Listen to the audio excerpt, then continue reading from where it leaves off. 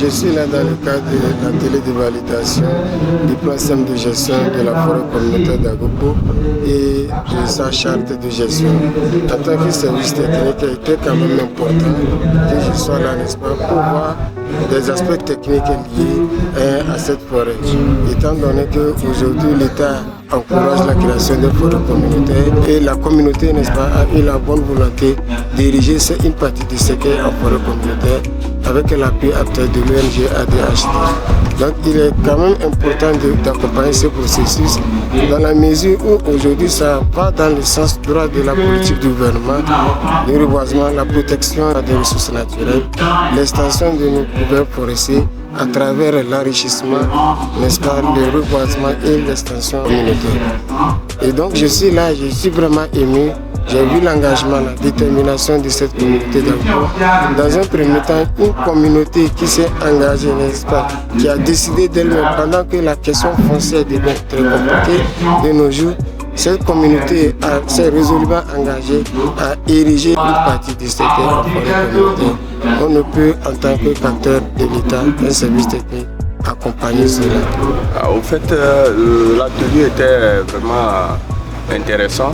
Et les différences qui ont émaillé l'atelier étaient pour juste des différences de compréhension pour nous permettre de mieux avancer. Parce qu'il y a entre nous et les parents, il y a des messages qui ne passent pas réellement. Mais il faut qu'on corrige ça. C'est pourquoi il faut que nous intervenons pour que ces différences soient réglées une fois de bon pour le bon démarrage du projet.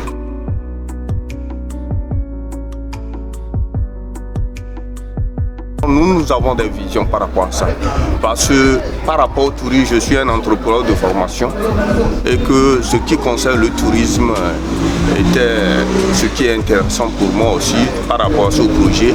Et comment faire pour créer des zones hydrauliques dans le secteur pour des élevages, pour agro-pastoral était aussi une préoccupation que je devais avec ceux qui sont dans le milieu discuter pour qu'ensemble des formations puissent être données, la production du champignon et tant d'autres choses dans le domaine agro-pastoral pour que ça puisse aider la jeunesse en place pour qu'ils puissent profiter et vivre de ça.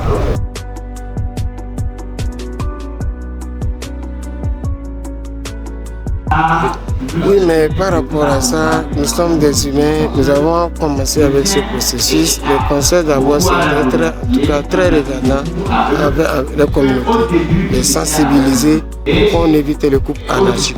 Parce que les communautés, la population augmente, les besoins également s'accroissent. Les communautés peuvent rentrer dedans faire des coupes anarchiques. Alors que cette forêt communautaire devrait leur procurer des moyens de subsistance à travers les activités génératrices de revenus.